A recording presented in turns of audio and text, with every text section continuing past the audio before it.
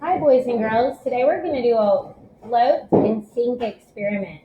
We're going to see if these eggs float or sink in water and salt water. So I have a cup of water and a cup of salt. I will have another cup of water. I'm going to add about 4 tablespoons of salt. This is just regular table salt. I want the water to be really salty. I want it to be like it would be in the ocean. If you were to go to the beach and swim in the ocean, I'm going to stir it all around so that it dissolves. To dissolve means to break down and mix with the water so that it becomes salt water. Now, when you go swimming in the ocean, salt water doesn't really look like this. But as it dissolves, it will become more clear.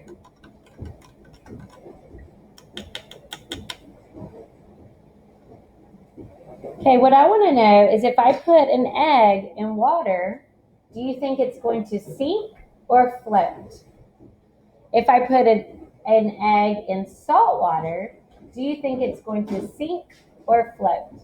Now, this is just a regular raw egg. It is not boiled. It's just a regular egg.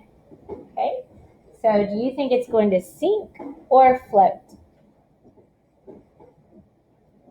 Oh, if you said sink, you are correct. Now, I want to put this egg in the salt water. Do you think it's going to sink or float?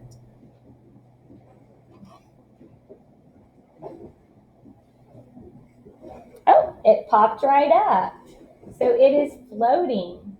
So this is similar to when you go to the beach and you swim in the ocean in salt water. It's a little bit easier to float at the top of ocean water than it is, for example, pool water. So in this instance, the egg is more dense or has more density than the water, so it is heavier. But in this instance, the egg is lighter or it has less density than the salt water. So it's floating. So that makes it easier when we're in the ocean to float on top of the water and kind of swim with the waves.